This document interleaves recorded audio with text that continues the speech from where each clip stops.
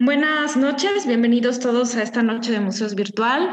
Es un gusto para el Museo de Arte Moderno darles la bienvenida a este conversatorio en el cual pues tenemos el privilegio de contar con un grupo muy rico y muy importante para lo que ha sido el desarrollo de la investigación y los proyectos alrededor de la escultura en México.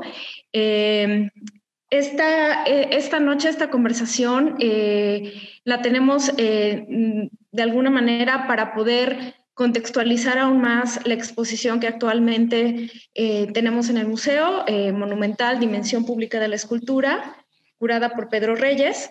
Y pues haré rápidamente una breve presentación de nuestros participantes, muy breve, porque realmente creo que lo importante es escucharlos y tener el tiempo de dialogar con ellos. Entonces, hoy nos acompañan María Estela Duarte, que tiene más de 42 años en el Instituto Nacional de Bellas Artes como investigadora, curadora, y es una de las personas que ha desarrollado proyectos de investigación sobre todo sobre lo que ha sido la Escuela de Escultura y Talla Libre, sobre Tamariz, sobre Fidencia y Rosa Castillo, en fin, ya tiene un amplio repertorio no solo de exposiciones, sino de publicaciones en el tema. También nos acompaña el doctor Miguel Cereceda, que es crítico y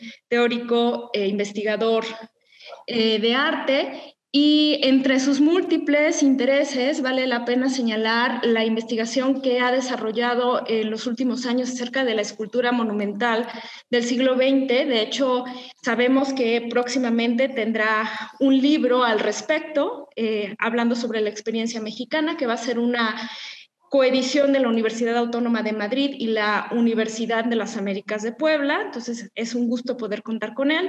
También con Mónica Sandoval, que ha desarrollado también importantes investigaciones en torno a la escultura mexicana, sobre todo en la primera mitad del siglo XX. Y finalmente pues nos acompaña también Pedro Reyes, el curador de la exposición, y que, bueno, pues su trayectoria, además de ser un reconocido artista visual, pues también en los últimos años ha desarrollado una investigación bastante amplia acerca de la producción escultórica en México. Entonces, les agradecemos mucho el que estén aquí, nos acompañen, y pues me gustaría mucho poder empezar esta conversación con Teli Duarte, eh, que realmente es un privilegio para nosotros que pudiera estar aquí. Entonces, Teli, me encantaría si pudieras empezar a conversar con nosotros acerca de cómo ha sido el desarrollo de la investigación y de los proyectos curatoriales alrededor de la escultura en nuestro país. Perfecto. Adelante. Pues muchas gracias, antes que nada, al museo, a Natalia, quien la conozco desde hace mucho, a Valentina, muchos de mis compañeros que han colaborado en otros momentos en el instituto conmigo están hoy con ustedes. A todos les debo las gracias, especialmente pues ahora lo hago con Pedro Reyes, que bueno, finalmente agradezco el que yo haya podido colaborar y compartir algo del conocimiento para el núcleo de escultura mexicana, que es la parte más sustantiva que he estudiado, aunque en algún momento he tocado otros periodos, pero desde luego la escultura mexicana sí, y falta mucho por hacer aún en la escultura mexicana. Esto lo empecé en 1984-85 con la exposición Maestros Fundadores, Escuela Mexicana de Escultura. Estaba en la Coordinación Nacional de Artes Plásticas la doctora Del Conde, a quien rindo un homenaje, y en el entonces arquitecto, hoy doctor, Agustín Arteaga, fue el curador de la muestra, y nos repartimos a 10 artistas. A mí me tocó Mardonio Magaña. Pasó tiempo entre las etapas de investigación hasta que se pudo consolidar en 1990 la exposición de maestros fundadores, que la verdad causó una gran impresión. Fue la vez que llevamos, se desmontaron las puertas que las acabamos de volver a ver, las puertas de el claustro de la Merced, que las hicieron, ustedes saben, era el diseño de Gabriel Fernández Ledesma, la dirección de Guillermo Ruiz, intervino el maestro Albarrán en la fundición de los chapetones, y los niños fueron los que tallaron, es uno de los grandes proyectos educativos de la posrevolución, igual que lo fue el método BEST, igual que fue Escuelas al Aire Libre, también con grandes resultados. Entonces esta fue la primera exposición. Pasan unos cuantos años, como 8 o 9, y se hace una exposición que se llamó Identidad y Volumen, Escultura Mexicana, que se hizo a instancias de un director del Museo de Pontevedra, José Carlos Valle. Ese catálogo no circuló en México, pero es un gran catálogo de investigación, y él dedicó en el Museo de Pontevedra 3 proyectos a pintura y escultura mexicana. Entonces, pues ese fue el gran empujón en 1999, donde ya incluimos a tres escultores más de los iniciales del Palacio de Bellas Artes. Y entonces, bueno, pues se llevó a cabo, y esto fue la plataforma para llegar al nuevo siglo, al 2000. Y entonces ya el maestro Agustín Arteaga planeó una gran exposición donde se hizo en 3 partes. Nunca hemos tenido una exposición tan grande durante todo el año, y parte de uno y del otro, del final y del principio, fue de la academia a la instalación. Donde, claro, el libro es sustantivo.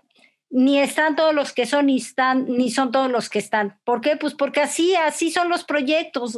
A veces no localizamos a la gente, a veces unos prestan con mucho gusto, unos prestan de más, unos quieren prestarte media escultura y en fin, de veras, no es fácil, pero el libro, vaya que es sustantivo, finalmente, cuando uno quiere hacer una exposición, tiene uno que pasar por Identidad y Volumen. Yo continuamente lo estoy consultando. Entonces, ya dada esta gran exposición en la cual mis investigaciones, porque estamos hablando también de la parte de investigación, pues en tiempos no son los deseables para una investigación. ¿Por qué? Porque vamos en función de la fecha de inauguración. Entonces todo tiene que tener un tiempo anticipado, porque hace uno la investigación, pero faltan los tiempos de la edición, pero faltan los tiempos de acopio, pero faltan los tiempos de registro. Entonces uno tiene, digamos, de un año de investigación. En tiempos normales tenemos 6 de investigación, y los otros 6, como yo le llamo, son de producción.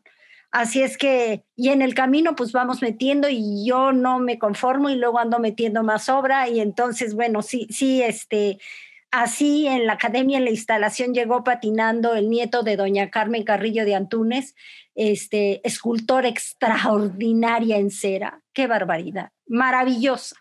Es la escultora que hace la maqueta del Museo de Antropología. Bueno, no es que ella haya hecho todas las figuras, que son más de 300, pero bajo su dirección es que se hace toda esa gran maqueta. Una extraordinaria escultora en cera.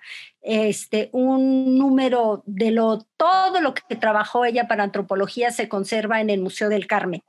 Bueno, pues llegó patinando y me dijo, es que yo quiero que entre mi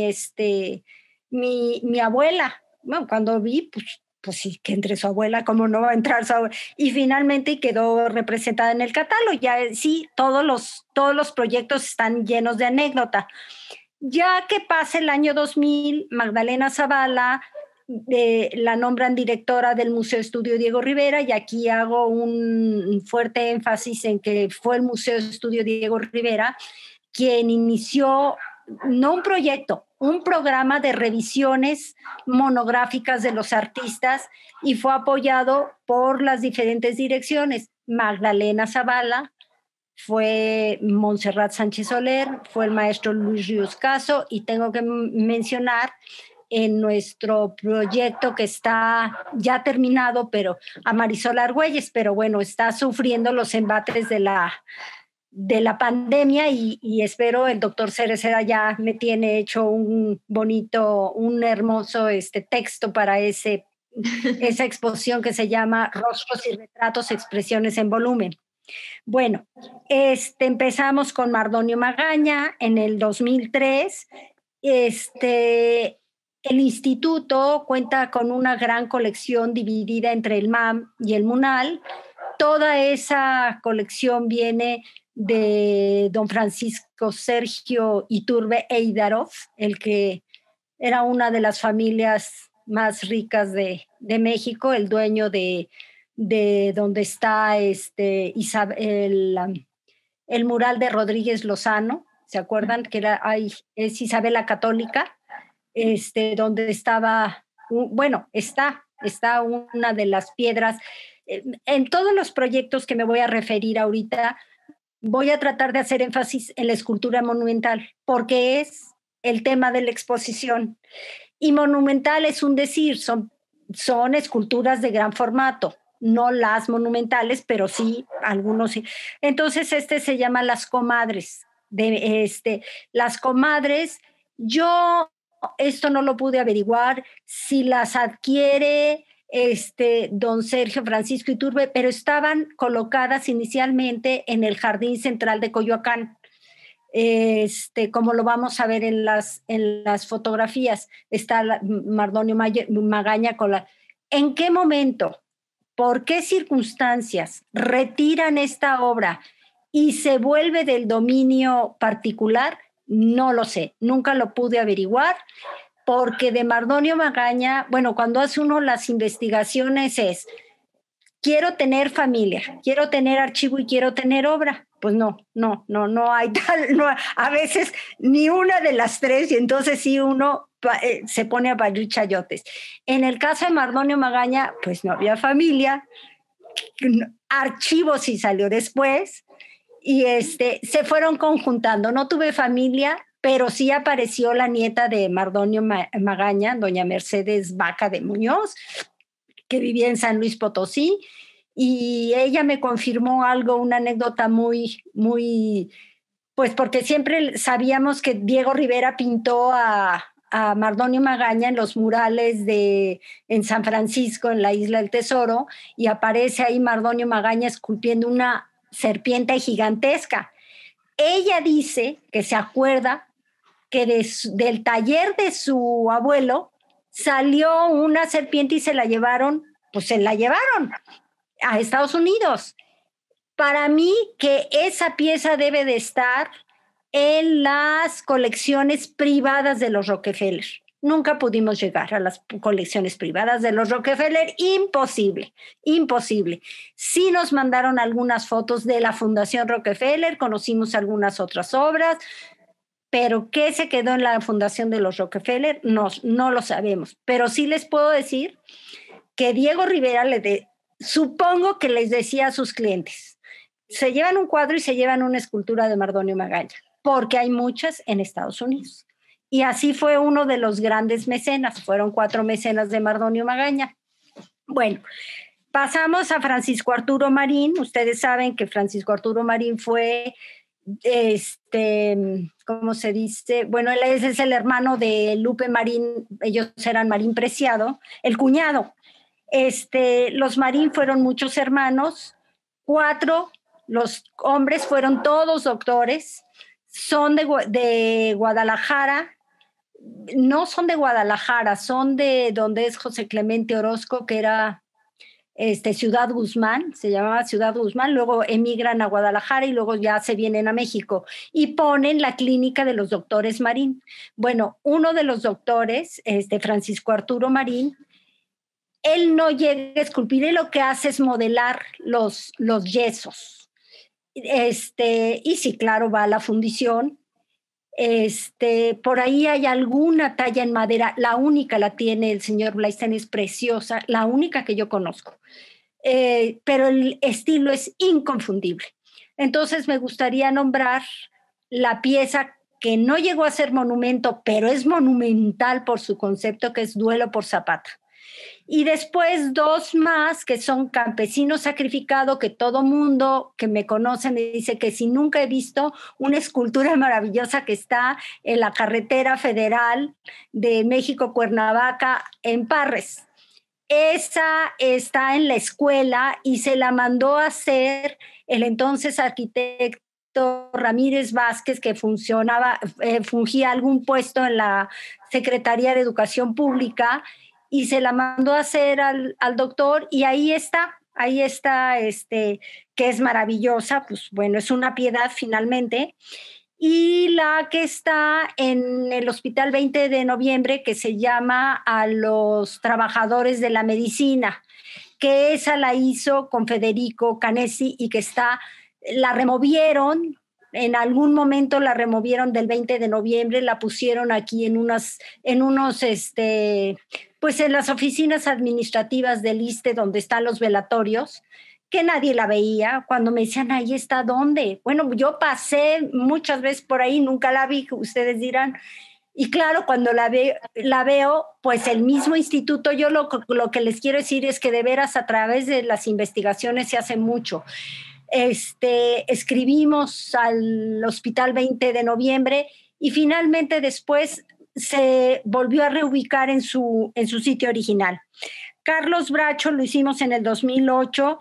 Él está mucho tiempo en París, 10 años. Cuando hicimos la exposición fue imposible llegar a las colecciones o a la producción que hizo en París.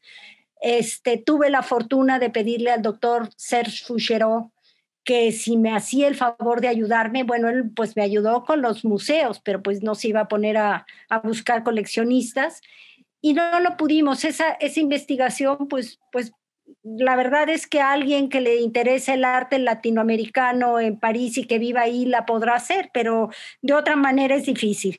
Y de Carlos Bracho, lo que podemos... me gustaría mencionar a La Pomona, que es una escultura muy grande que está en la Universidad de Chapingo, que es, bueno, el cuerno de la abundancia con todas las frutas, muy bella, muy bella. Carlos Bracho también tiene un estilo muy propio. Y después un monumento muy temprano de 1936 es a los héroes del Sotavento, que está en Alvarado, Veracruz. Uh-huh. No son monumentales gigantes, son monumentales como a una escala muy a escala humana, pues.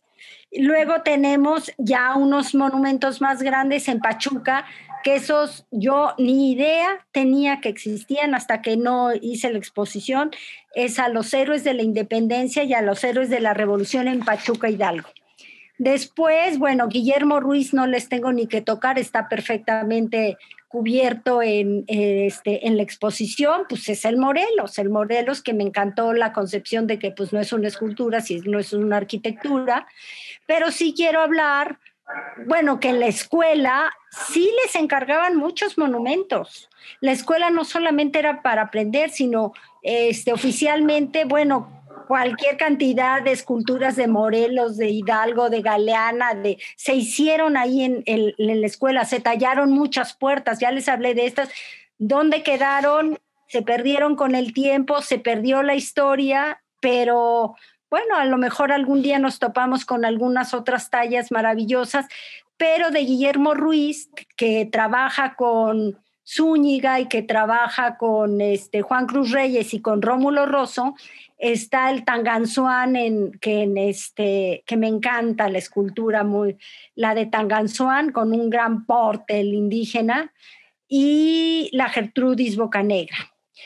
Y tenemos Ortiz Monasterio, tampoco quiero hablar, está perfectamente bien representado. Yo sé que de las entrevistas que tuvo Pedro con Anita, a quien quiero muchísimo y aprecio muchísimo a él, a ella, a su familia. Y pues lo único que quiero destacar es un monumento que lo presionaron mucho a Ortiz Monasterio para que se expusiera. Es en Puebla, a los vencidos, creo que se llama ahorita, no recuerdo exactamente el nombre, pero está pues el soldado caído, está la mujer, y que lo pusiera porque iban a ir a inaugurar, y ya saben lo que son las cosas oficiales, aunque no estén terminadas. Miren, ahí está, perdón, se los voy a decir, pero la escultura de Colosio, miren, todavía le chorreaba el bronce, no había acabado, y ahí la pusieron a mí me preguntan que qué se le hace, no, pues quitarla y volverla a fundir, porque la verdad es que no. Bueno, a el maestro ya le llovía la escultura y todo, la retiraron, él hizo lo imposible por buscar la escultura, nunca nadie, ninguna autoridad le dijo dónde estaba. Yo creo que desaparecieron. Bueno, ya hablando de desaparecidos, perdón, me regreso a Guillermo Ruiz. Él hizo en Michoacán pues mucho trabajo pues porque lo mandó el general Lázaro Cárdenas y porque fue uno de los grandes protegidos, y yo creo que bien protegido, el Parque La Reforma, donde había esculturas alegóricas o simbólicas y unos héroes. Bueno, eran como 7 esculturas. Cuando hicimos Guillermo Ruiz, ¿y dónde están? Digo, ya sabíamos desde maestros fundadores que no estaban. En alguna nota en el periódico de aquel entonces que hicimos la primera investigación salió que habían sido removidas. Pero ya cuando nos metimos a profundidad en Guillermo Ruiz, que también quiero hacer mención ahí, ahorita les digo, pero bueno, ya cuando nos metimos a Guillermo Ruiz, escribimos pues a Cultura y a todos lados. ¿Saben qué nos contestaron? Con la mayor, ¿qué les digo? Cinismo, ignorancia, no supieron. Nos contestan, las obras fueron destruidas y se usaron en repavimentación. Bueno, así exactamente. Ahí está el oficio que nos contestaron. No, de dolor ajeno. Quiero darle las gracias aquí porque vale la pena recordar.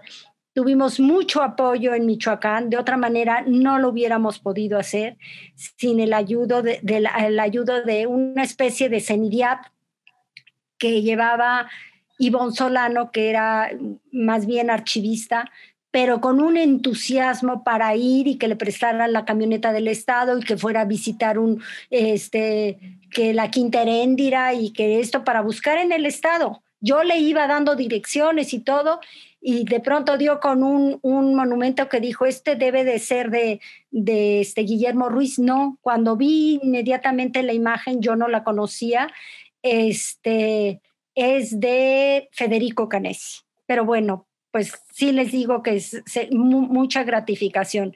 Ortiz Monasterio, Tamariz, bueno, Tamariz para mí, si hablo de investigaciones que a uno le gustan porque hay archivo, porque hay familia y porque hay obra, Tamariz las cumple. El archivo empieza en 1904 con su fe de bautizo y termina con todo, ahora sí que termina cuando muere, no, sino sigue todo lo póstumo, que es todos los préstamos que se han hecho a todas las exposiciones por parte de los hijos, que ha sido una buena familia que se juntó para hacer del estudio del maestro un estudio que parece uno que entra como a un lugar del Renacimiento, porque están un primer piso, un segundo piso, todos los yesos, todos los personajes se miran unos a otros, y la cantidad de monumentos. Él no se dedicó a la docencia, él dijo que él tenía mucho que hacer y tenía hijos que mantener, y lo único que hacía era promover su escultura, ver los recibos, era fascinante ver los recibos y todos los pedidos que hizo para el monumento a los niños héroes de los mármoles de Carrara. No saben. Y la escultura funeraria, ahí están los arcángeles que los adoro, los de la Basílica de Guadalupe, los 4 arcángeles. O sea, hizo de todo, de todo, de todo. El maestro fue, su obra de pequeño formato es importante, pero la importancia de veras monumental es justamente su obra monumental. No he encontrado yo, no sé si Zúñiga le llegue en cantidad de monumentos a los que hizo el maestro. No lo sé. Zúñiga, vamos, su hijo Ariel ha hecho un gran trabajo dedicado más de 15 años a sus catálogos razonados. Claro que hay esculturas monumentales como las de Veracruz, que son increíbles. Bueno, luego toqué a Rosa y Fidencio Castillo. Bueno, Tamariz sí. A ver, otro monumento de dolor. Estábamos haciendo la exposición y nos dicen que el Morelos, que es la división entre la Ciudad de México, bueno, que era la delegación de Tlalpan y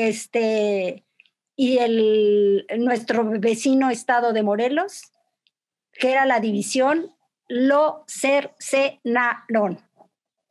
¿Cómo es posible que esa escultura de 5 metros de alto por 7, 8 de largo, o sea, se tardaron 3 días? El restaurante que está atrás no vio nada, la patrulla de caminos no vio nada, o sea, ¿cómo no vieron? Se necesitó una planta de luz para estar cercenando.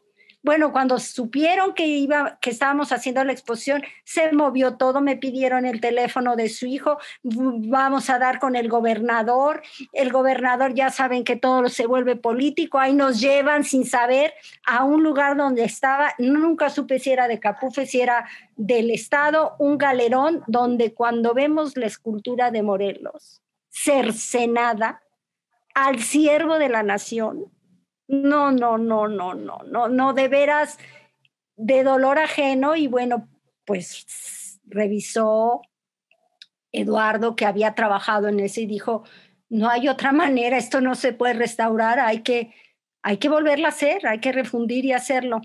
Pues bueno, ahí se quedó en pláticas. El gobernador dijo que iba a hacer un concurso para ver si se hacía otro Morelos. No acabó en nada. O sea, el espacio ahí está. La escultura, no sé si se refundió, no se refundió, pero de dolor. Y esto lo acabamos de ver, ahí sí se necesitó, pero ahorita, pues veamos lo que le hicieron a los Leones del Cuauhtémoc. Ahí sí con una cegueta, ahorita Mónica lo va a platicar. Bueno, Rosa y Fidencio Castillo, después de venir trabajando a estos artistas tan monumentales, yo decía, Dios mío, Rosa y Fidencio Castillo, no voy a tener exposición, fue muy acertada Rosa y Fidencio de la Esmeralda a la Alameda, porque ahí sí entraron muchos artistas y tienen su lugar, pero ellos no son de escultura monumental. Y luego nuestro último proyecto consolidado fue Escultores en Estudio,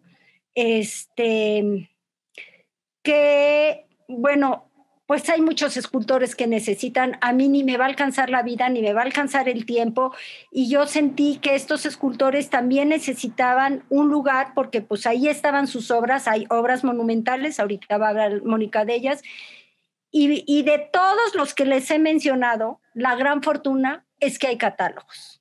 Es que miren, lo que no quede escrito no queda en ningún lado.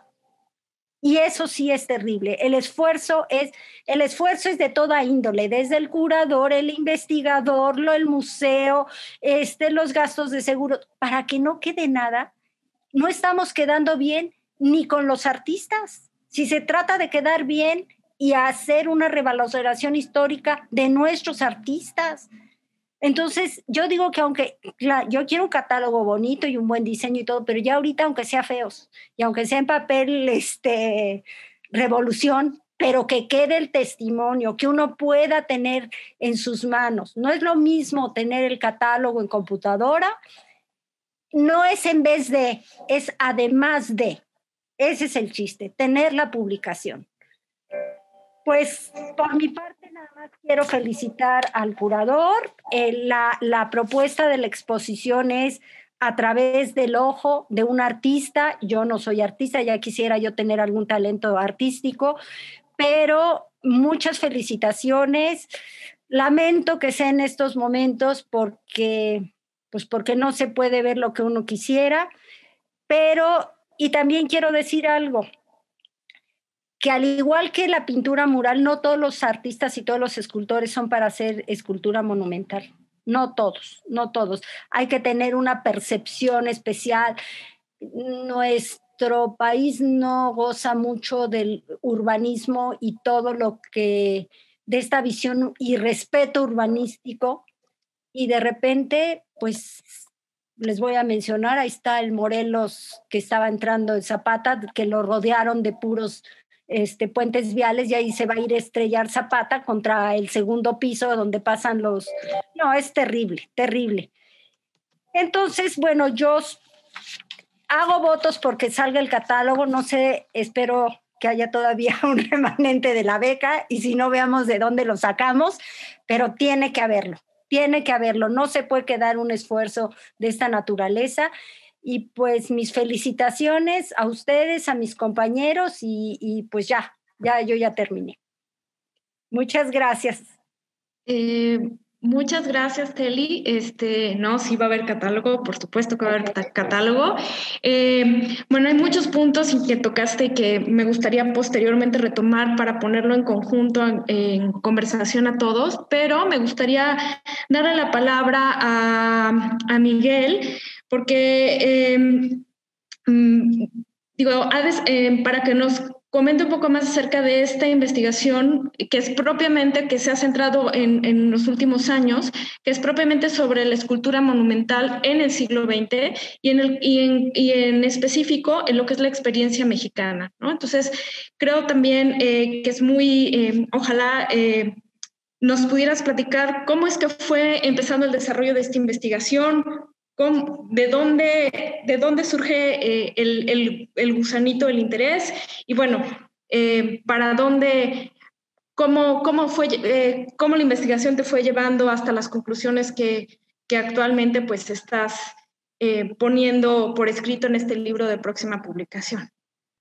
Bueno, muchas gracias por la invitación. Quiero desde luego en primer lugar dar la enhorabuena al curador de la exposición, al curador de la muestra, Pedro Reyes, con el que desde luego me hace mucha ilusión tener esta conversación, porque es un artista al que sinceramente admiro y aprecio, y ya diré ahora a continuación un poco por qué motivo. Es desde luego también para mí un placer estar en compañía de la maestra Teli Duarte, de la que tanto he aprendido, con la que he podido compartir su lugar de trabajo incluso en el MUNAL, y que ha tenido conmigo la amabilidad de dejarme manejar los archivos de Asúnzolo, de Guillermo Ruiz, de muchos de los grandes escultores mexicanos que tienen en el archivo del MUNAL, ¿verdad? Y con la que desde luego comparto una maravillosa afinidad intelectual y un gusto y un interés por los grandes escultores mexicanos del siglo XX, ¿verdad? Y bueno, pues en tercer lugar, desde luego, a dar las gracias a la directora del MAM y a Natalia Polak, y a la subdirectora Valentina García Burgos, a quienes conozco personalmente y a las que desde luego quiero dar la enhorabuena por la iniciativa, ¿verdad? Con respecto a lo que me planteas de cuál es el origen de mi interés, yo debo de señalar en primer lugar que yo no soy un historiador del arte, sino que procedo del mundo de la filosofía. Es cierto que procedo del mundo de la filosofía del arte, y siempre me ha interesado especialmente, supongo que por el carácter material que tiene frente al carácter espiritual de otras obras, me ha encantado especular sobre el carácter cósico, matérico de la escultura, ¿no? Y es un tema que me ha atraído especialmente, pero en particular me ha interesado mucho el arte público y el arte monumental. el tema del monumento le estuve dando muchas vueltas a los problemas de arte público sobre los que he trabajado desde los años 90 en muchas ocasiones, pero reflexionando en particular sobre el monumento me interesó una cuestión en la que fui cayendo poco a poco, y es el hecho sorprendente de que el monumento promete memoria, pero lo que otorga en realidad es olvido. Es decir, la escultura monumental proclama habitualmente pues en el tipo de monumento funerario, el monumento de la guerra o cosas así: nunca os olvidaremos, os llevaremos siempre en nuestros corazones. Sin embargo, a la hora de la verdad, luego nadie sabe lo que el monumento conmemora, o nadie sabe qué es quiénes están allí presentes o quiénes están representados, ¿no? Robert Musil incluso decía una cosa muy sorprendente, hablaba de la extraordinaria invisibilidad de los monumentos. Dice, los monumentos solamente reparamos en ellos cuando los han quitado de donde estaban. Solamente en ese momento caemos en ellos. Entonces, este tipo de cuestiones, el hecho de que la relación entre memoria y olvido que otorga el monumento, la relación entre visibilidad e invisibilidad del carácter del carácter eminente o perspicuo del monumento y su aparente invisibilidad, me llevó a intentar desarrollar una historia de la escultura monumental en el siglo XX, porque me di cuenta de una cosa que me sorprendió enormemente, y es que no hay una historia de la escultura monumental del siglo XX en ningún idioma, ¿no? Ni en inglés, ni en francés, ni en italiano, ni en alemán, ni por supuesto en español, que son los idiomas que más o menos me son accesibles. Encontré que hubiese un relato de la historia de la escultura monumental del siglo XX y me sorprendió entonces el hecho de que el monumento parecía arrojar una especie de maldición sobre sus autores, ¿no? Porque es muy sorprendente el hecho de que, bueno, pues todo el mundo conoce, incluso dentro de la historia de la escultura, pues la gente, los historiadores del arte, pues hablan con propiedad de Rodin, hablan con propiedad de Brancusi, hablan con propiedad, pues yo qué sé, de los grandes escultores del siglo XIX, del siglo XX, y más o menos los conoce, pero cuando se trata de los autores monumentales se produce un sorprendente olvido, y ni siquiera los historiadores del arte saben de quién son determinados monumentos. Y esto me llamó mucho la atención, ¿no? Si uno pregunta, por ejemplo, con monumentos muy conocidos o muy reconocidos, ¿no?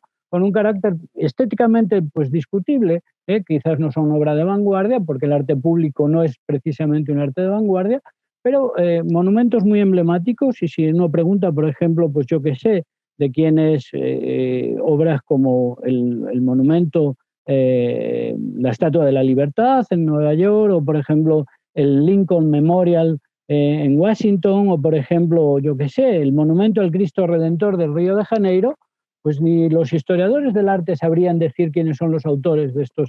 Entonces es muy curioso cómo el monumento no solo no otorga memoria, sino que arroja una extraordinaria maldición sobre los artistas monumentales. Y me interesó mucho esa cuestión de por qué el arte monumental no es recordado, ¿no? No es conmemorado por los historiadores del arte. ¿Por qué no hay una historia del arte del monumento del siglo XX, ¿no? Esa cuestión, bueno, pues me llamó la atención, junto con otro hecho que también es muy sorprendente, ¿no? Los monumentos se erigen por lo general en materiales nobles y eminentes, en materiales imperecederos como la piedra, como el bronce, ¿verdad?, como el mármol, y bueno, se supone que se erigen para la eternidad, ¿no? Pero a la hora de la verdad, si uno estudia la historia de los monumentos erigidos desde el siglo XIX, pues lo que se encuentra es que la duración media de los monumentos, querida Teli, no son solo no es solo cosa mexicana, ¿verdad?, sino que la duración media de los monumentos es de unos 30 años, es decir, que por lo general sobreviven difícilmente al régimen que los ha dado lugar. Es decir, hay un régimen historicista que los genera, y los genera con idea de eternidad y de inmortalidad, pero sin embargo a la hora de la verdad pues son muy pocos los monumentos que consiguen superar el periodo para el que en principio fueron producidos o fueron declarados. Dentro de esa intención o de esa ambición, pues me propuse un poco hacer una historia de la escultura monumental del siglo XX, y estuve trabajando en ella varios años, cuando me invitaron de Zacatecas a dar un curso hace 6 años, y entonces en el Museo Felguérez, y entonces, bueno, pues tenía una serie de notas apuntadas sobre la historia de la escultura monumental en México en el siglo XX, y entonces desarrollé un curso en 10 lecciones, del que, bueno, pues posteriormente salió el libro que ha tardado mucho en publicarse porque luego me he encontrado una cosa que yo escribiendo alegremente no sabía, y es que las imágenes de las obras tienen sus derechos, y conseguir y solicitar los derechos de autor de las imágenes de las obras se convierte en una verdadera pesadilla, ¿verdad? Pero lo cierto es que, en particular, bueno, pues he escrito un libro que se titula La escultura monumental del siglo XX, la experiencia mexicana, y es el primer libro en el que hablo de la historia de la escultura monumental del siglo XX, centrado específicamente en México, porque la experiencia mexicana es particularmente una experiencia ejemplificadora de la historia, de la trayectoria de toda la cultura monumental en toda la cultura occidental, no tanto en Europa como en Estados Unidos, como en América. Es muy emblemática este recorrido. Hay una cosa que es muy interesante. Los artistas mexicanos mundialmente conocidos son los grandes muralistas. Todo el mundo conoce, ¿verdad?, pues a la Santísima Trinidad del muralismo mexicano, ¿verdad? Y entonces, pues Rivera, Siqueiros, Orozco, y bueno, pues son tres artistas que de gran trayectoria internacional y de gran visibilidad internacional, ¿no? Conocemos su relación con Estados Unidos, su relación con Rockefeller, etcétera, ¿verdad? Y la proyección que han tenido en todo el mundo. Lo que es muy sorprendente y muy poca gente sabe es que cuando José Vasconcelos está auspiciando el proyecto de un arte al servicio de la revolución, pues no solamente cuenta con grandes pintores y grandes muralistas, ¿verdad?, con un trabajo de propaganda artística monumental pictórico, sino que también trabaja explícitamente en colaboración con grandes escultores, ¿verdad?, que se adscriben al programa ornamental y monumental de José Vasconcelos, y por tanto al programa ornamental y monumental de la Revolución. En este sentido, es muy interesante también hablar de la escultura monumental y de la pintura monumental de la Revolución, porque en el momento en que se están produciendo estos grandes murales y estos grandes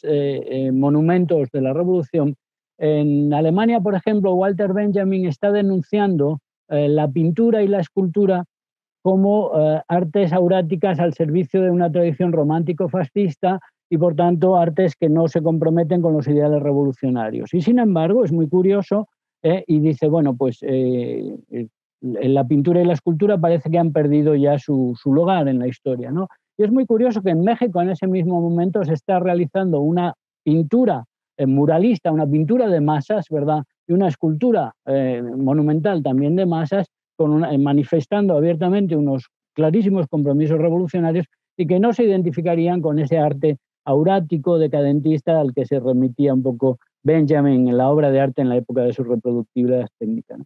A mí me interesaron desde luego mucho estos escultores de la Revolución, de los que he hablado, y conoce muy bien perfectamente la maestra Teli Duarte, que me ha ayudado también muchísimo a seguir la pista y la obra de estos grandes escultores, ¿verdad?, como, bueno, pues Ignacio Asúnsolo, desde luego Guillermo Ruiz, y desde luego pues Juan Fernando Laguibel, ¿no? A mí me interesó también el proyecto monumental desarrollado, el Monumento de México a la Revolución, desarrollado por el arquitecto Carlos Obregón Santacilia, ¿verdad?, y el programa ornamental desarrollado por Oliverio Martínez en torno al Monumento a la Revolución, encargado por Carlos Obregón Santacilia, ¿no? Por supuesto, me ha interesado también muchísimo la obra de Luis Ortiz Monasterio y de Federico Canesi, sobre los que he trabajado. Cada uno de ellos he trabajado un poquito, tratando de mostrar un poco cuál es la pertinencia un poco de su trabajo.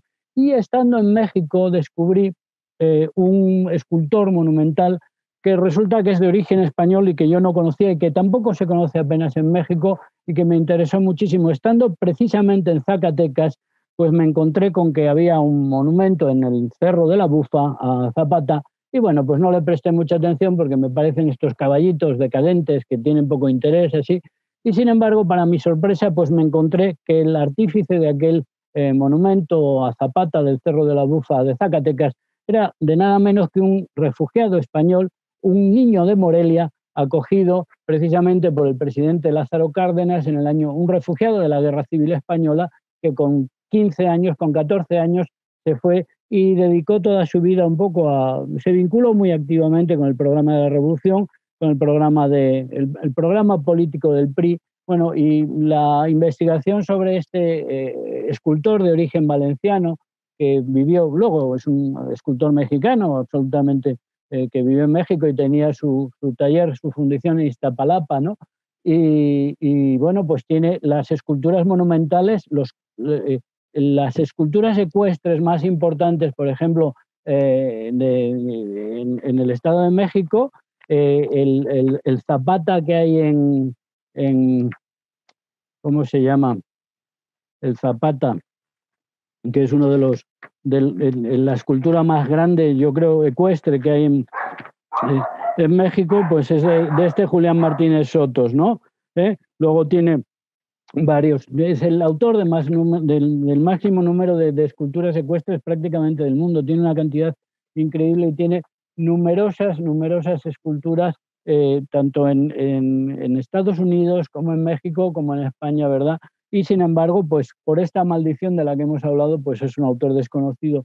A este autor, que se llama Julián Martínez Sotos, pues también le he dedicado un libro que me gustaría publicar, lo tengo aceptado para su publicación en una editorial valenciana, pero como estas cosas de la pandemia, pues todo está parado y estamos en una situación también aquí muy mala, ¿no?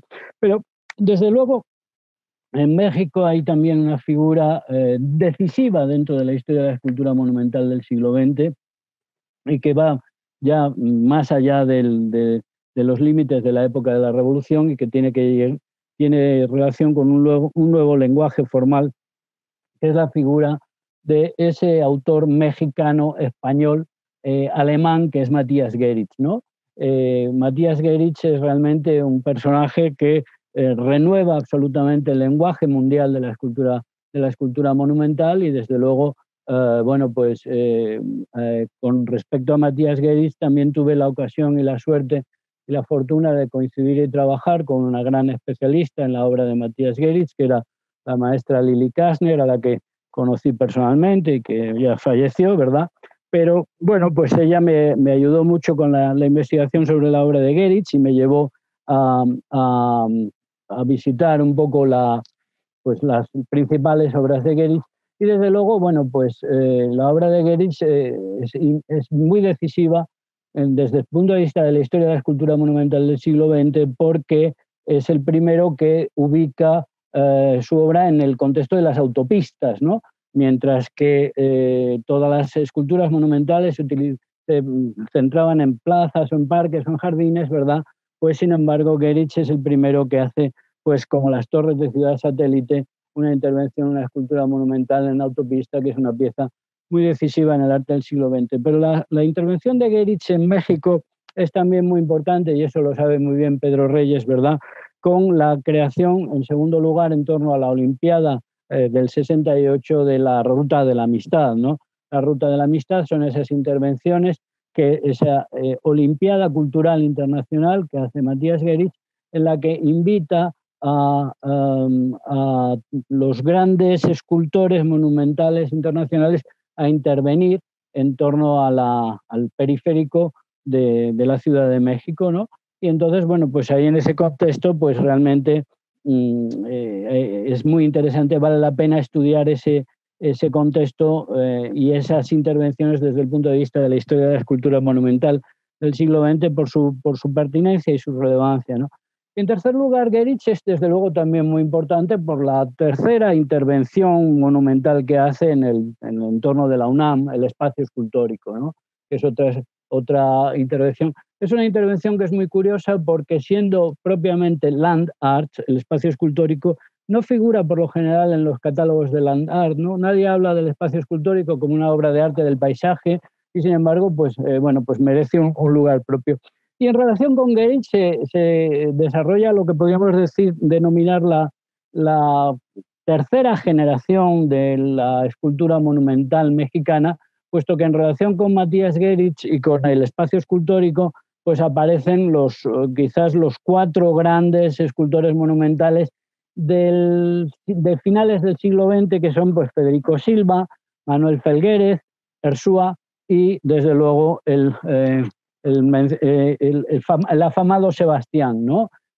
Bueno, pues ellos ponen de moda un tipo de artificio escultórico monumental en el que se transforma también la lógica monumental en un sentido muy interesante, se pierde por completo el sentido conmemorativo y se insiste más en los valores ornamentales y en los valores sobre todo de intervención de grandes dimensiones y de grandes colores, ¿no?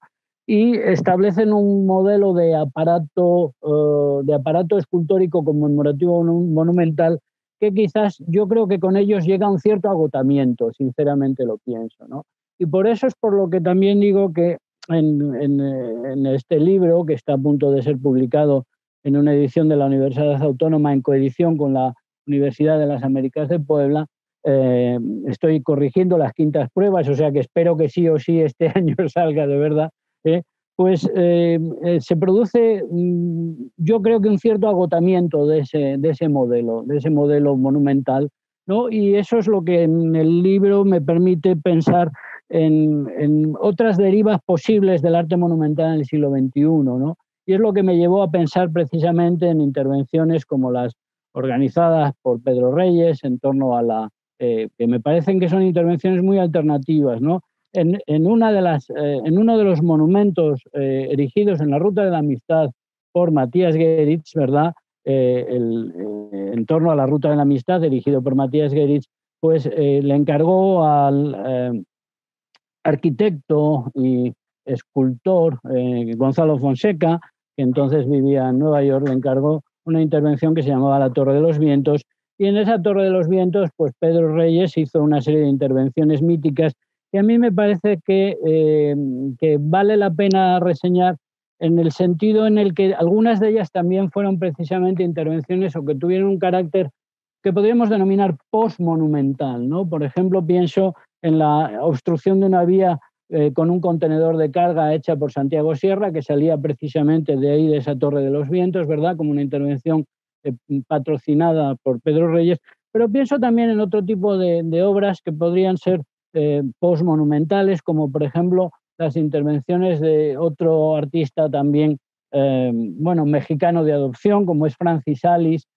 cuando, por ejemplo, hace en Lima el desplazamiento de una duna de arena en Lima en 2002, que se titula Cuando la fe mueve montañas, o por qué no mencionarlo también algunas de las intervenciones de las esculturas caminadas o caminatas escultóricas de mi querido y admirado Felipe Ehrenberg, ¿no? Al que yo también considero que desarrollan un tipo de arte que se mueve más en un terreno que podríamos decir de nueva monumentalidad. Y son realmente monumentales porque buscan la colaboración y la participación y la transmisión hacia otra serie de artistas que retomen ese tipo de prácticas, ¿no?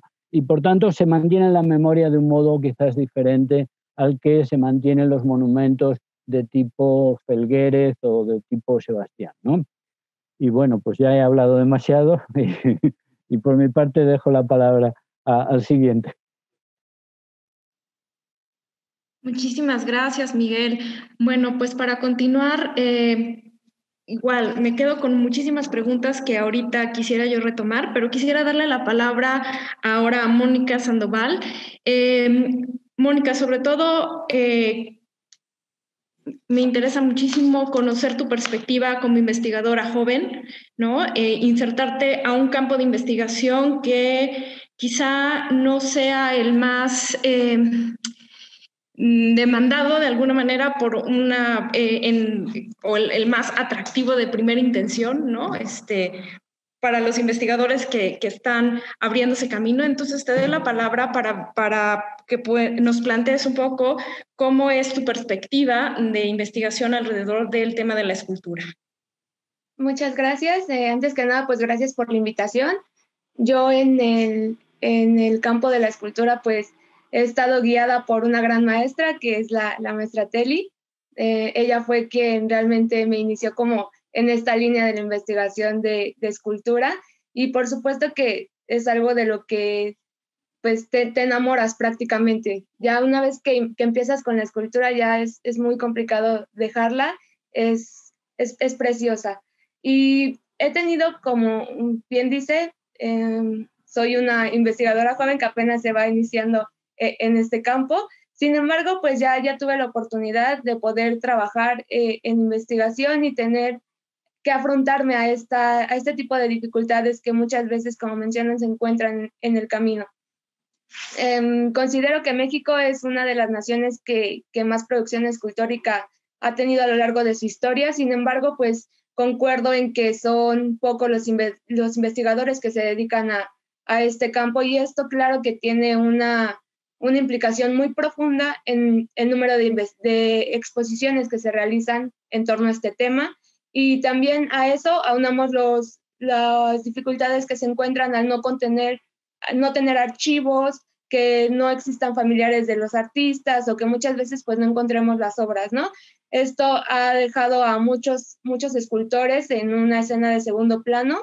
Algunos de ellos que les puedo mencionar serían León Muñiz, Rodrigo Arenas Betancourt o Augusto Escobedo, entre muchos otros que hay todavía que tendríamos que hacer el trabajo de rescate hacia ellos, ¿no? Entonces, esta parte de la investigación y de qué nos afrontamos cuando la realizamos, me gustaría abordarla desde el proyecto de Escultores en Estudio, que se expuso en el 2019 en el Museo Casa Estudio Diego Rivera y Frida Kahlo. Esta exposición pues fue el rescate justamente de 9 escultores, entre los cuales encontramos a José L. Ruiz, Manuel Centurión, Isaías Cervantes, Alberto de la Vega, Fidias Elizondo, Abraham Jiménez López, Carmen Carrillo de Antúnez, Guillermo Toussaint y Juan Leonardo Cordero. Estos 9 escultores cuentan todos ellos con obra monumental, obra de gran formato y obra de pequeño formato. Sin embargo, pues hay distintas cosas que no nos permiten tener de ellos una exposición individual, ¿no? Solo determinamos que en 2 de esos casos podría haber una exposición de carácter individual, que sería el caso de Fidias Elizondo y el de Alberto de la Vega, ¿no? Entonces, pues, Fidias Elizondo es este escultor que realiza el Cristo de la Montaña en Silao, Guanajuato, y es una escultura que mide 20 metros de altura. Él también hace mucha talla en madera. En su casa, él tenía muchos muebles, mucho mobiliario tallado en madera, había muchas obras ahí. Sin embargo, pues con el tiempo fue desapareciendo poco a poco, que eso fue algo terrible.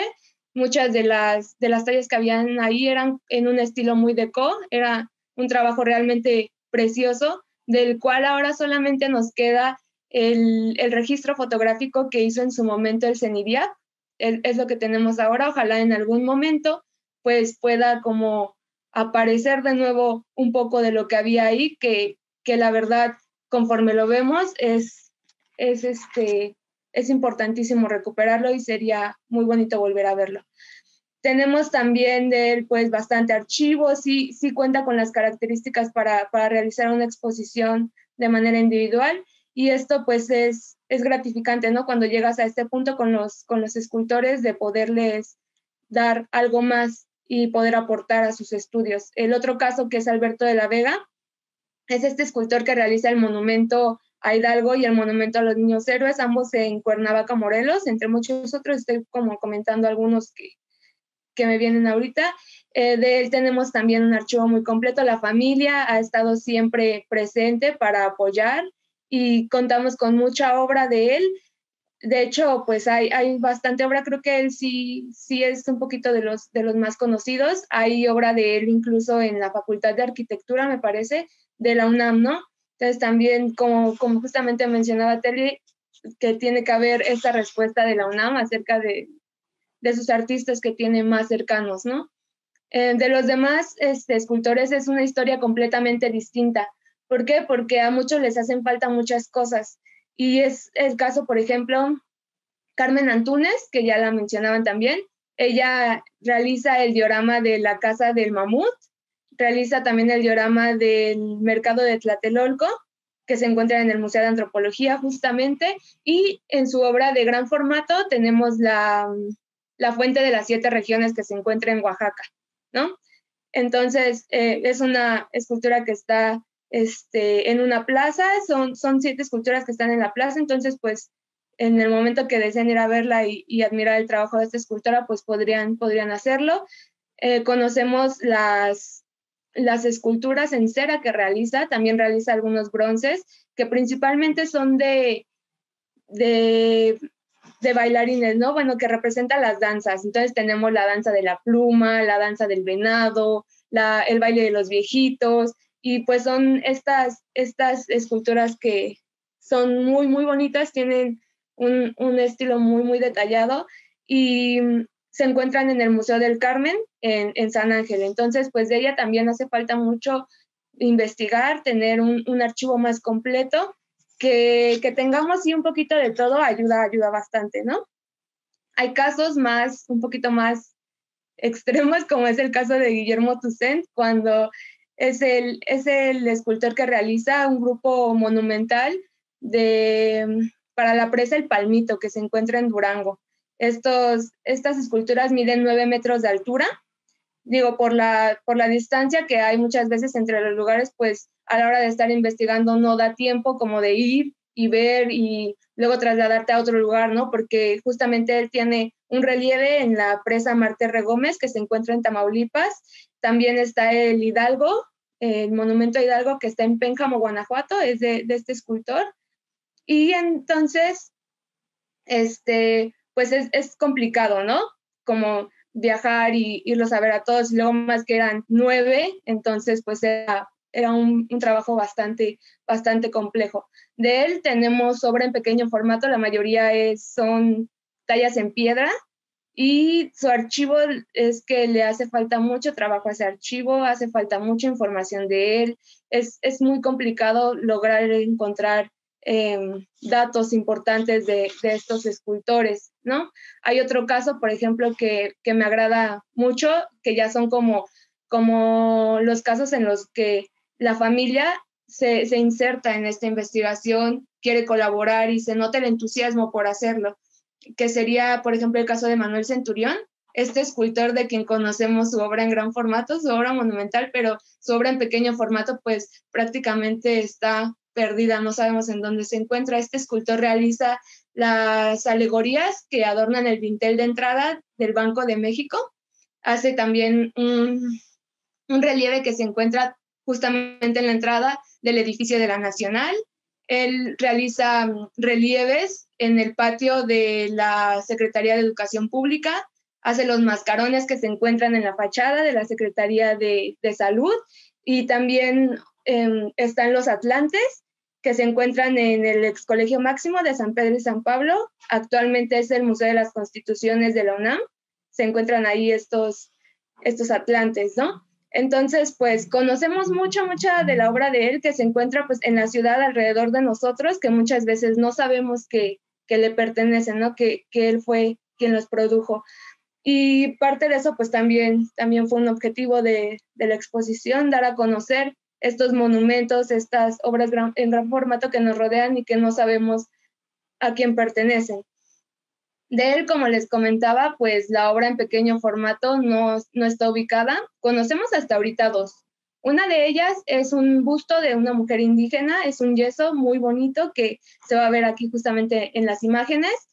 Ese lo logramos ubicar, estuvo en el Museo Casa Estudio Diego Rivera, y hay otro más que es un bronce, se llama La Muerte del Guerrero Azteca. Ese se encuentra en el Museo de la Legión de Honor de San Francisco, California, y pues tenemos como el conocimiento de que sí hubo producción del artista en México, sí hubo producción del artista en Estados Unidos, sin embargo no sabemos dónde están estas obras, ¿no?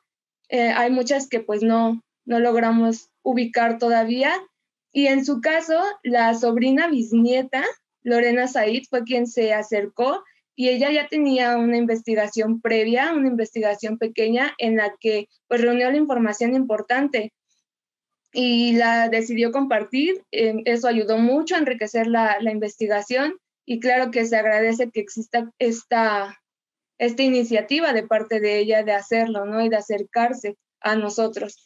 En el caso, por ejemplo, de Abraham Jiménez López, que es el escultor que talla en madera las puertas de la ex capilla de Chapingo, que fueron con el diseño de Diego Rivera, él las talla. También se encuentran otras puertas en Chapingo, que son las del Salón de Actos. Esas son con su diseño y él mismo las talla.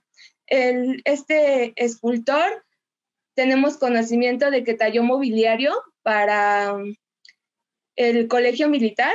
Sin embargo, pues a la hora de realizar la investigación, no hubo una respuesta acerca de eso. O sea, hasta el momento no sabemos si sigue ahí, si en algún momento pues ya desapareció. Entonces, pues tenemos esa información debido al archivo, ¿no?, que contamos con él. Otra cosa importante es que pues teníamos varias obras ubicadas, no sabíamos en dónde se encontraban, pero fue gracias al sobrino nieto que se acercó a mí en algún momento que pudimos justamente encontrarlas, ¿no?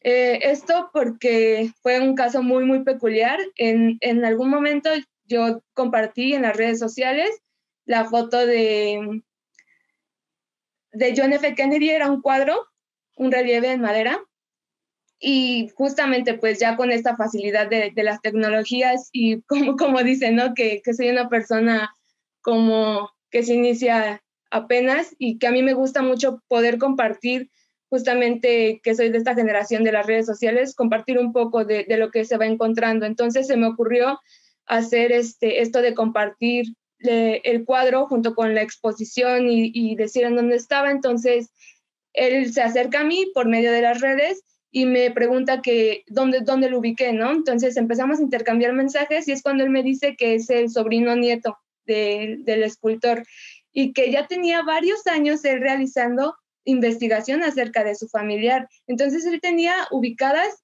un mundo de piezas también, no, o sea, se acercaba bastante a lo que nosotras ya teníamos. Esto quiere decir que él ya llevaba bastante tiempo buscando. Tenía un archivo muy completo. Obviamente pues le faltaban algunas cosas que nosotras sí teníamos, a nosotras nos faltaban cosas que él sí tenía. Él nos ayudó a ubicar mucha obra, incluso nos habló acerca de la familia que conformaba la vida de este escultor y dónde quedan las piezas más importantes que, por ejemplo, logramos dar gracias a él con un autorretrato que pues no sabíamos en dónde se encontraba. Gracias al archivo podemos ubicar muchas obras. Lo difícil de este trabajo es como saber exactamente dónde están, saber si todavía existen, porque como ya mencionaban, hay veces que estas obras pues desaparecen por uno u otros motivos, ¿no? Entonces, esto ocurrió con él, que también es una de los ejemplos cuando no podemos contar como con algunos datos, pero la familia está ahí presente y busca la forma de poder dejar ese legado plasmado en algún lugar. Un caso completamente distinto que muestra cómo es otro reto fijado hacia otra línea. Es el caso de Isaías Cervantes, este escultor que realiza el monumento a Emiliano Zapata en Nuevo León. También hace los leones que se encuentran en Los Remedios, en el Estado de México. De él tenemos el archivo, está la familia.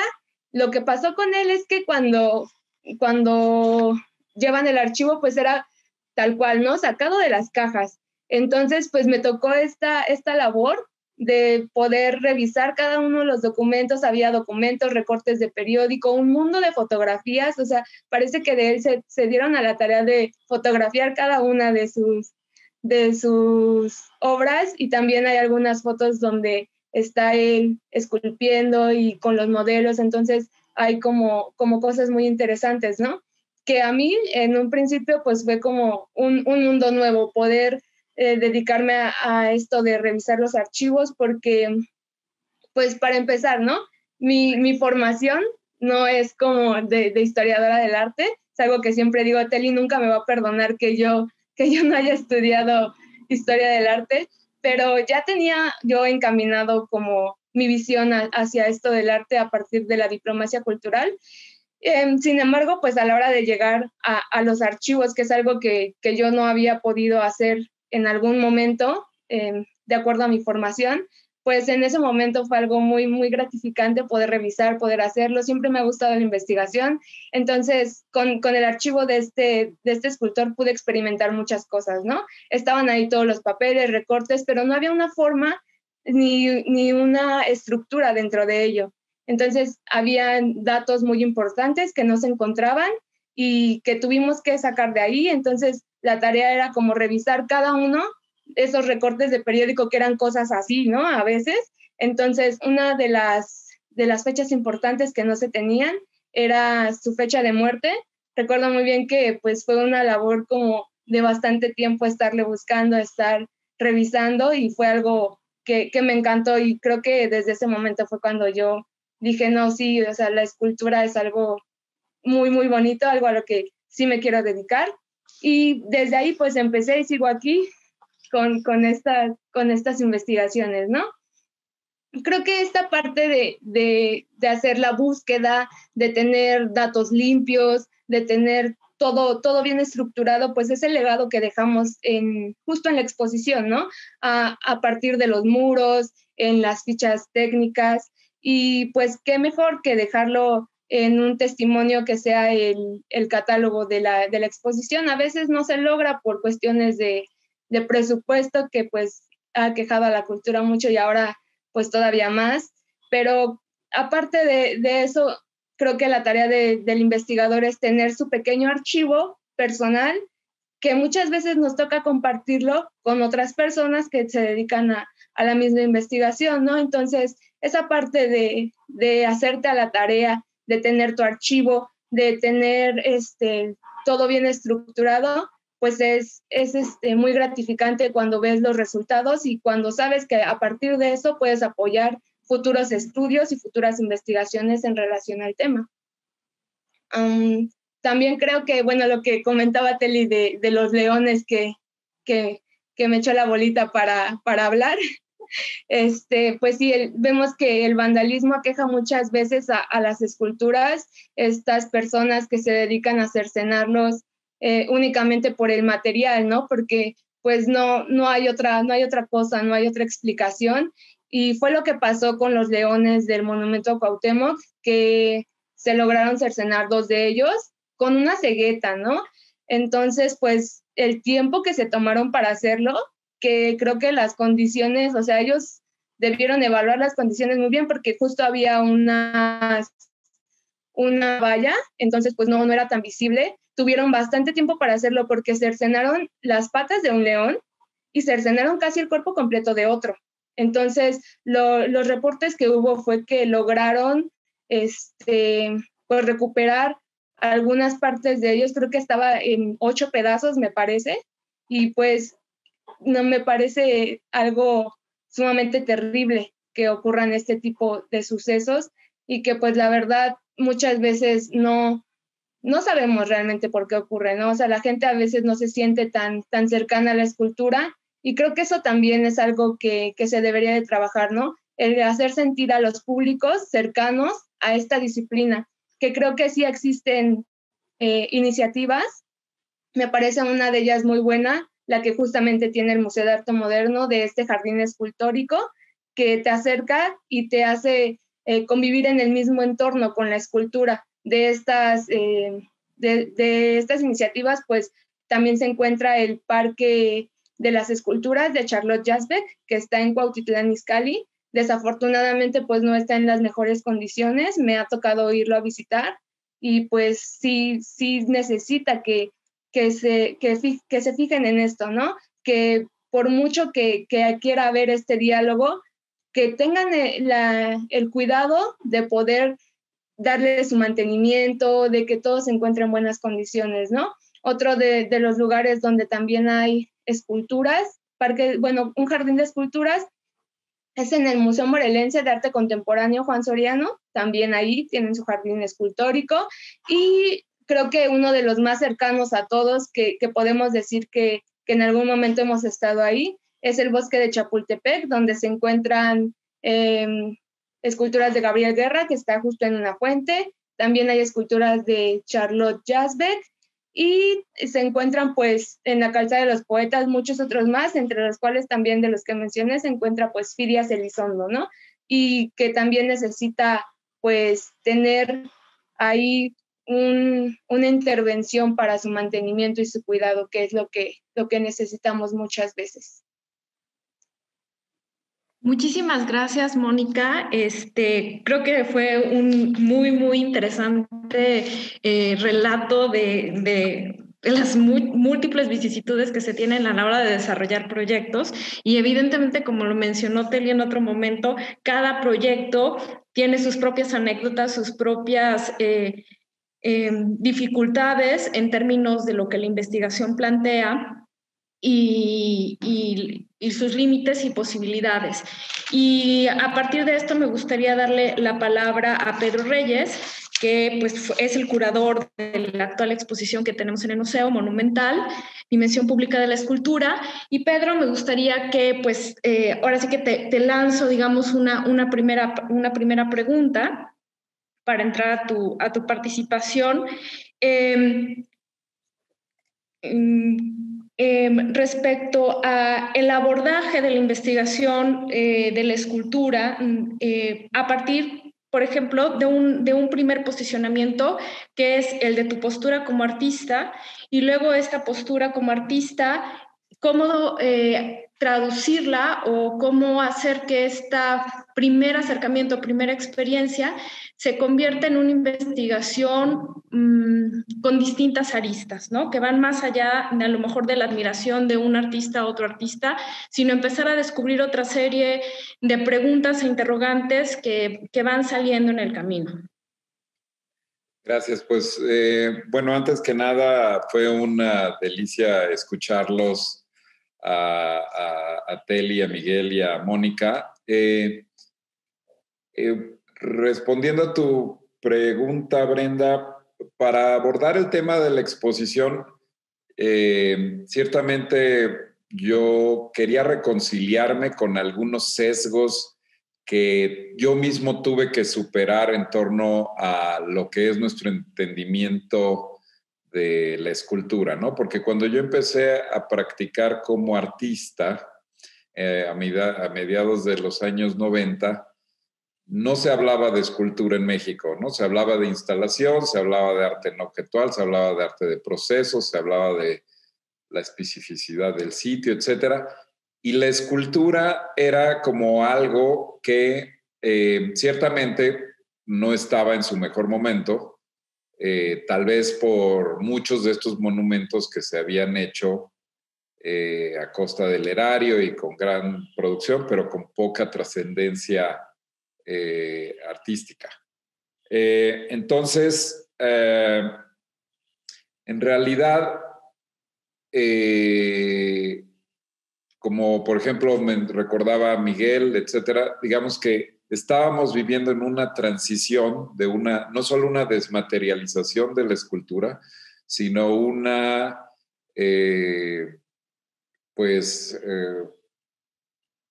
un trabajo en el espacio público, pero que era un trabajo que se iba más hacia las acciones, hacia lo performático. Y yo siento que lo que ha estado pasando desde finales de la Segunda Guerra Mundial hasta principios del siglo XXI fue esa fase en donde hubo ciertas formas de practicar la escultura que han estado castigadas, ¿no? Y que solamente ya entrados en el siglo XXI empieza a haber un retorno a la plástica en donde se puede practicar la escultura de nueva forma. Y yo mismo me empecé a interesar, por ejemplo, por la talla directa, por cuestiones extremadamente clásicas. Y al principio yo sentía como una especie de pudor, porque sentía que estaba como que traicionando esa especie de formación conceptual.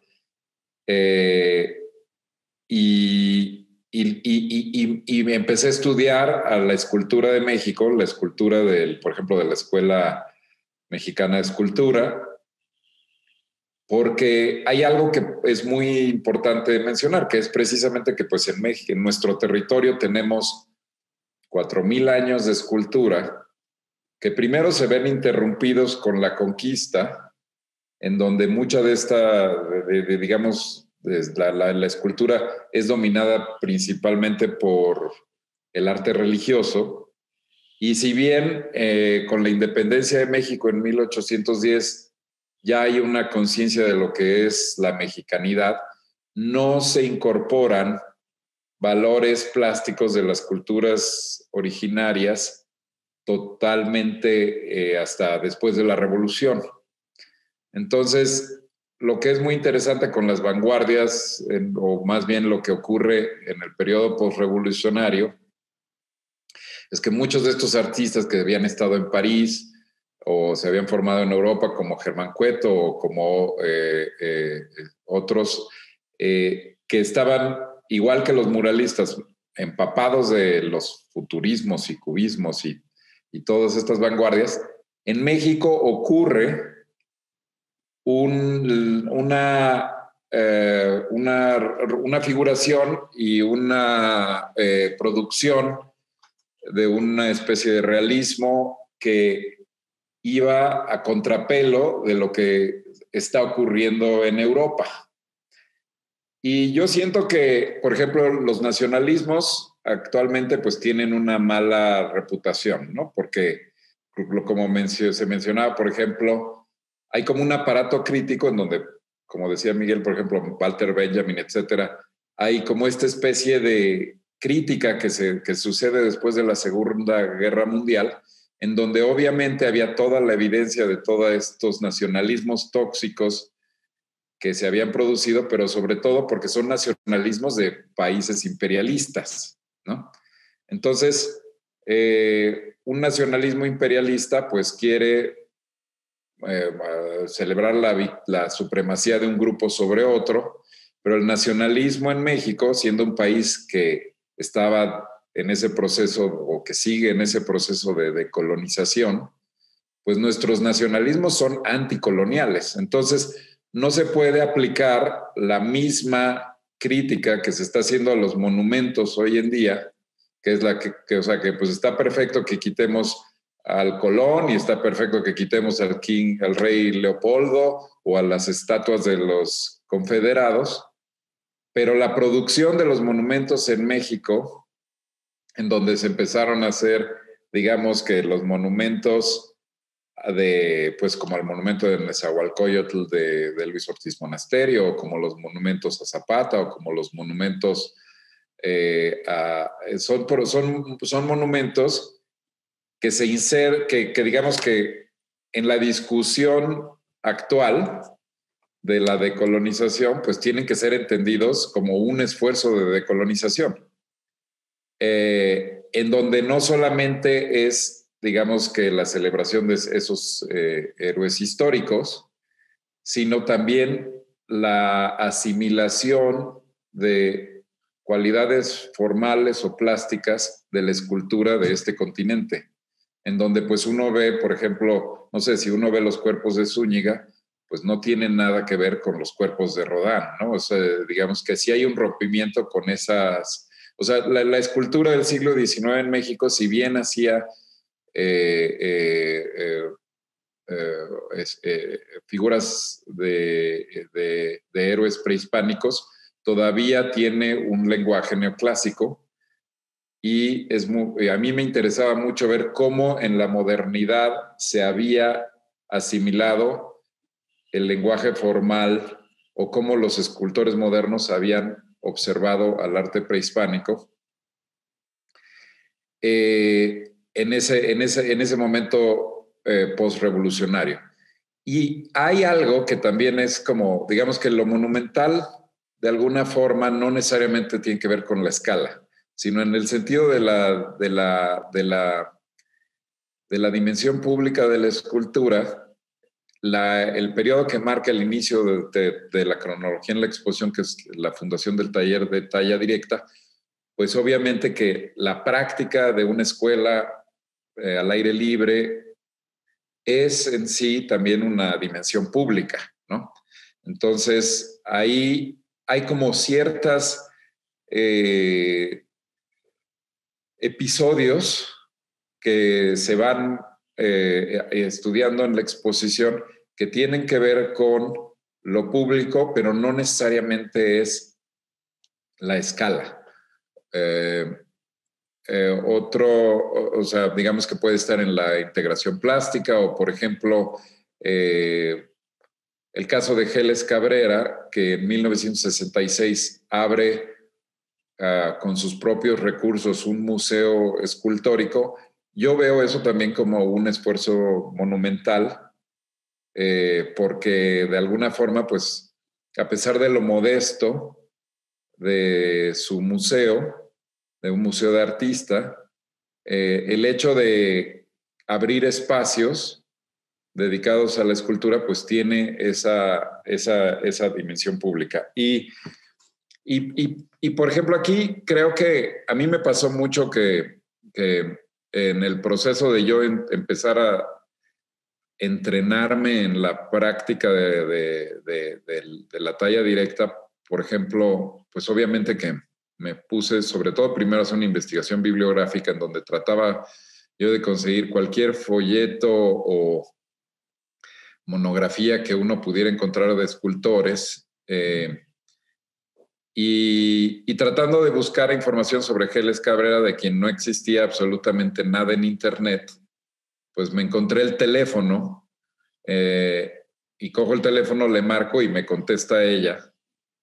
Y le digo, yo pensaba que ella estaba muerta, ¿no? Pero digamos que resulta que vivía a 3 calles de mi casa y la fui a visitar y empecé una amistad con ella.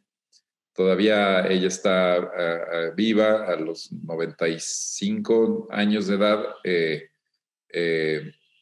Está en relativamente buena forma, y de alguna forma, y a mí mi amistad con Geles me ayudó mucho en superar ciertos procesos creativos, porque, por ejemplo, digamos que Geles no usa ningún tipo de parapeto o de subterfugio para empezar a trabajar, ¿no? Digamos que no necesita ninguna premisa o ningún tema para el modelado, ¿no? Que eso es algo que a mí me llamó muchísimo la atención, que, por ejemplo, no titule sus piezas, ¿no? O sea, es tan aconceptual, ¿no? O digamos que todo su significado emerge directamente de la forma, pero no le preocupa ni siquiera darle fecha o título a sus piezas. Y eso a mí me ayudó en el sentido de, digamos, de poder, porque obviamente pues que yo tenía una serie de condicionamientos, que son los condicionamientos típicos de un artista contemporáneo, en donde uno debe de tener una postura política y una genealogía en cuanto a tu trabajo, y una cierta consistencia con tu opus, y una serie de requisitos que uno se autoexige por estos condicionamientos. Y me llamó mucho la atención esa libertad de la plástica y de la lírica que uno podía hacer, digamos que sin estas construcciones y andamiajes conceptuales. Siendo que, por ejemplo, el caso de Geles es un artista que tiene un arco amplísimo desde la escuela, desde el periodo nacionalista hasta el land art, ¿no? Cuando hace, por ejemplo, en 1975 estas intervenciones en Villahermosa, Tabasco, con su proyecto, con el colectivo Gucadigo, que hizo junto con Ángela Gurría, Juan Luis Díaz y Matías Geritz. Entonces, en la exposición hay este fenómeno que ocurre a mitad del siglo XX, en donde hemos estudiado mucho a Geritz, ¿no? Y yo siento que de alguna forma, ni esto no es culpa de Geritz, ni es un caso específico de México, pero sí hay algo que está ocurriendo desde después de la Segunda Guerra Mundial, en donde en todo el mundo los escultores figurativos son relegados y son castigados, ¿no? Digamos que y siendo que eran artistas que estaban en la plenitud de sus capacidades, o sea, por ejemplo, pues no sé, en las memorias de Luis Ortiz Monasterio, él menciona con cierto sinsabor el hecho de que no hubiera sido invitado a la Ruta de la Amistad, ¿no? Es decir, hay como que se empieza a ver como algo de modé este tipo de trabajo con la figura, y siento que apenas ahora estamos levantándole el castigo a la escultura, ¿no?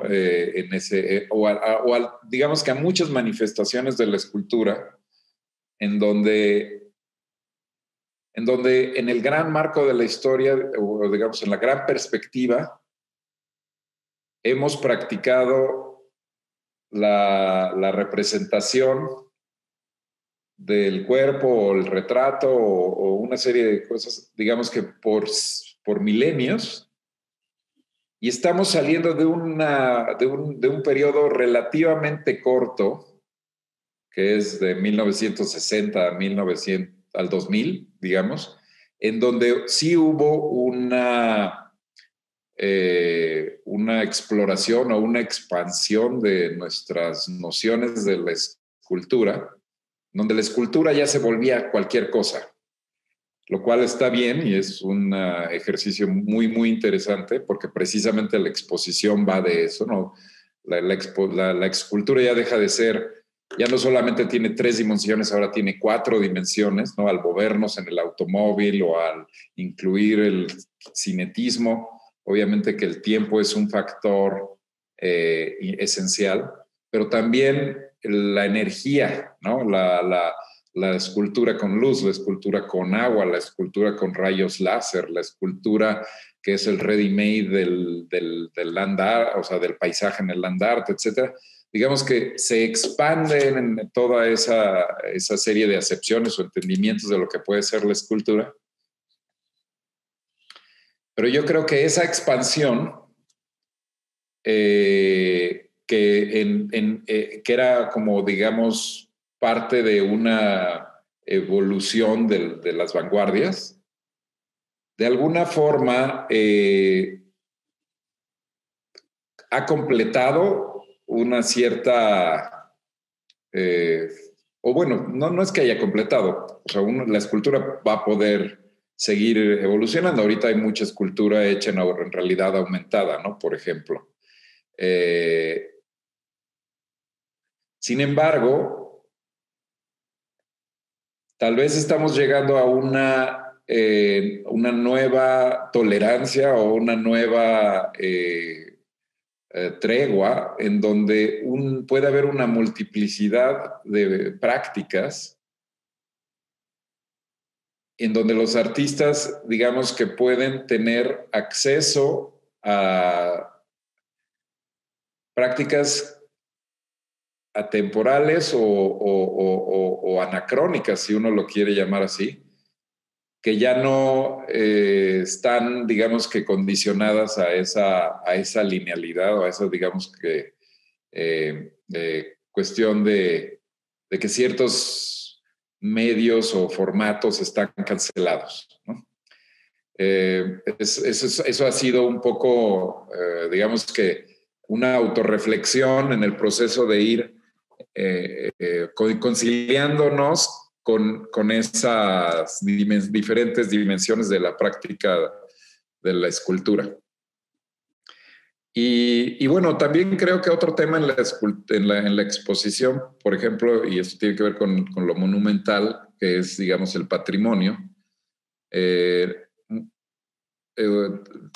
O sea, me alegró mucho escuchar tanto de Mónica como de Teli como de Miguel esta preocupación compartida por el rescate o por la protección del patrimonio, porque muchas veces nos toca hacer, digamos que, figuras incómodas, ¿no?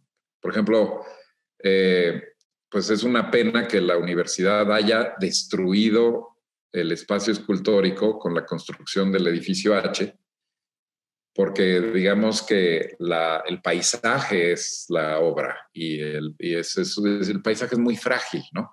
El horizonte que necesita una obra de land art para poder completar su experiencia estética es muy fácil vulnerarlo, pero digamos que si el diagnóstico, digamos que ya ha sido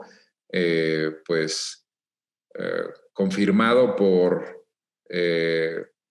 suficientes expertos, digamos, más de 300 expertos han dicho que el espacio escultórico debe de ser restaurado, para lo cual hay que bajarle 4 pisos al edificio. Sigue habiendo una negligencia en cuanto a la voluntad de hacerlo. No es una cuestión de recursos, es una cuestión de voluntad. Y en ese momento uno se vuelve como una figura incómoda, porque pues uno está, digamos que, hablando de estas cosas en donde pues son temas que incomodan, ¿no? Porque hay que pedir que estas piezas importantísimas sean restauradas.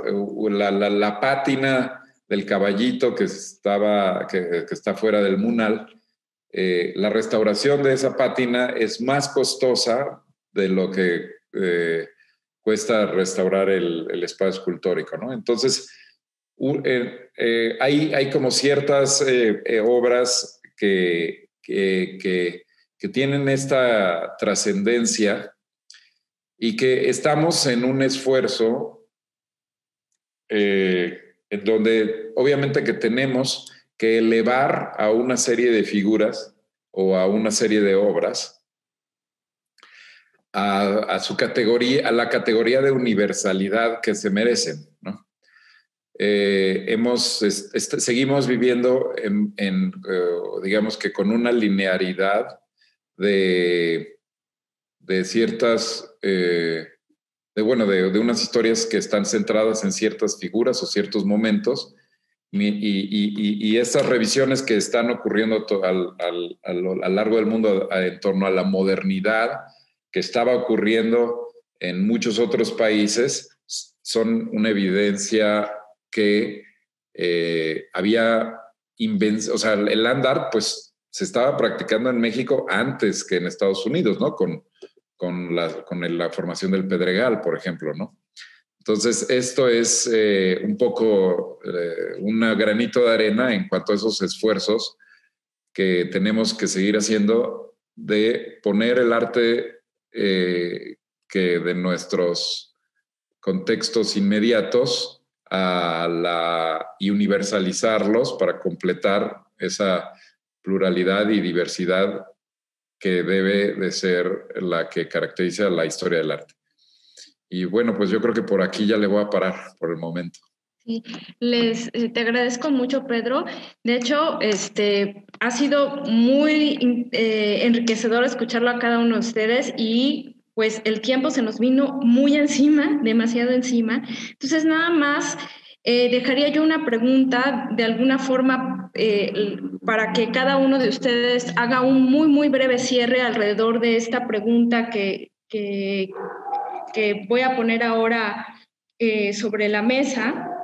Bueno, a partir de escucharlos, uno de los puntos que me parecen más importantes o más relevantes acerca de el continuar haciendo investigación, el continuar haciendo proyectos alrededor de la escultura, el continuar propugnando porque haya catálogos, porque hayan libros, etcétera. La pregunta que les quisiera hacer, bueno, ¿cómo repensar los proyectos de investigación, los proyectos curatoriales alrededor de la escultura? ¿Qué otras estrategias que nos permitan diversificar o ampliar la investigación acerca de la misma y recalcar la importancia de seguir haciendo proyectos alrededor de la escultura? Brevemente, muy rápido, en un minutito cada uno, ¿qué propondrían? Teli. Repensar a lo mejor es hacer un poco lo que hice con Mónica, de abordar a varios artistas en una sola unidad de proyecto, porque no nos va a dar tiempo de revisar a todos a profundidad, ni todos, ni tenemos el material de todos. Eso sería una cosa. Yo hago votos porque el Instituto Nacional de Bellas Artes, que ha sido el gran promotor de todo lo que son, pues, el espectáculo, llámesele artes visuales o llámesele artes escénicas, continúe y no se vayan a recortar todos estos programas en momentos difíciles. De alguna manera hacerlos, no sé en este momento, bueno, se pueden hacer muchas cosas virtuales, pero también estamos con el gran deseo de que se abran los museos. La verdad, pues digo, no hay como tener la obra enfrente. No está fácil, pero bueno, digo, nada más para cerrar, es que continuemos con esos programas de revisión histórico-artística o desde el punto de vista que se necesiten hacer, y que haya alguna publicación que no se soslaye la publicación. Eso es muy, muy importante. Eso es todo por mi parte. Gracias. Mónica. Bueno, pues yo creo que propondría que no se le viera justamente a la escultura como algo no tan relevante, ¿no? O sea, que se le releve de su papel tan importante que tiene, sino que se busque más bien incentivar estas investigaciones, ya sea a través de proyectos, como bien lo menciona la maestra Telly, o pues iniciativas individuales, ¿no? Por parte de quienes se dedican a estudiar las artes. Creo que si bien no siempre es como tan vista la escultura en las exposiciones, igual algo que creo que es indispensable es que si sabemos que se puede como agregar dentro de un guión en alguna muestra, pues qué mejor que poder rescatar la escultura poco a poco, ¿no? O sea, insertarla en los lugares donde sabemos que puede caber alguna escultura, alguna obra. Miguel.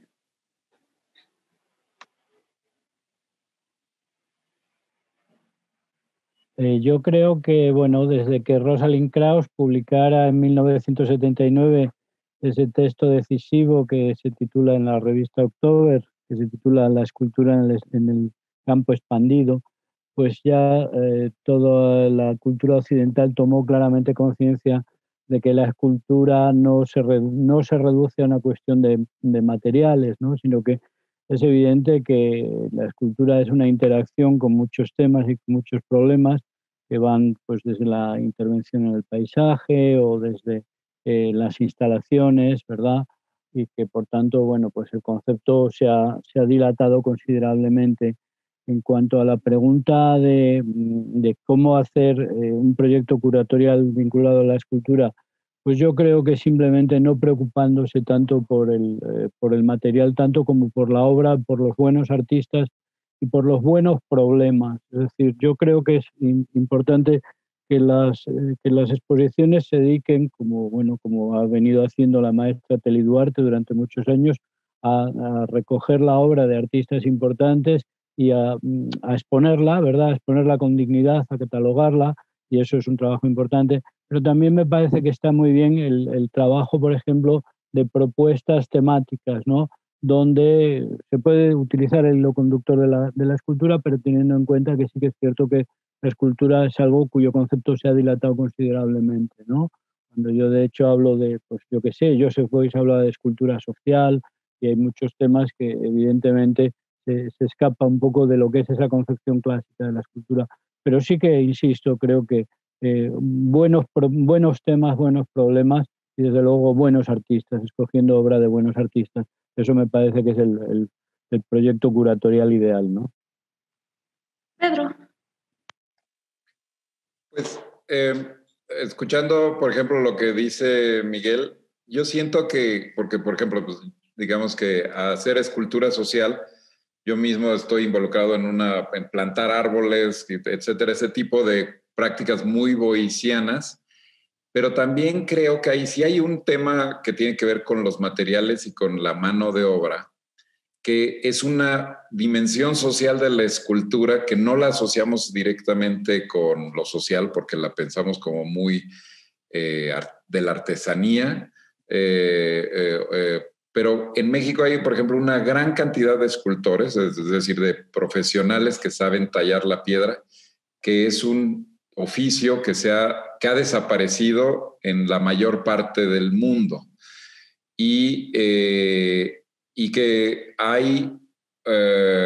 que normalmente esa capacidad está desaprovechada, en donde están haciendo pues objetos de poca relevancia y que el aprovechar a ese material y esa continuidad de cientos de increíbles artesanos que saben trabajar la piedra en proyectos de arte público sería tanto un logro artístico como un logro social. Entonces, siento que muchas veces hay una falsa contradicción entre un proyecto que tiene como esta idea súper expandida de lo social con algo que parece increíblemente arcaico.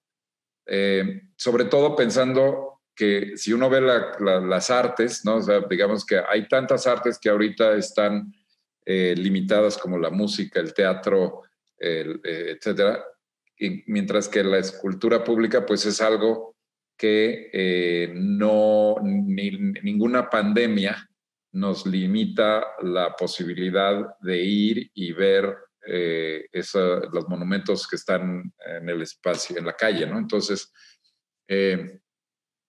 digamos que creo que hay que revisar las aparentes contradicciones entre la producción expandida y la tradición. Ok, pues les agradezco muchísimo. De verdad se me quedaron tantas preguntas como los cambios en la percepción actual de lo monumental, de la dimensión de lo social, etcétera. Pero les agradezco muchísimo. De nueva cuenta, les reiteramos la invitación a que conozcan el recorrido virtual de la exposición en la plataforma 360, donde pueden pues dar un vistazo en este momento que todavía no podemos tener la posibilidad de ir al museo porque estamos todos cuidándonos. Y en cuanto pues mejoren las cosas para el bien de todos y de nuestra salud y podamos de nueva cuenta volver a los museos, pues los esperamos en el Museo de Arte Moderno para que visiten Monumental, Dimensión Pública de la Escultura. Teli, Miguel, Mónica, Pedro, muchísimas gracias. Muchas gracias. Gracias. Ha sido un placer.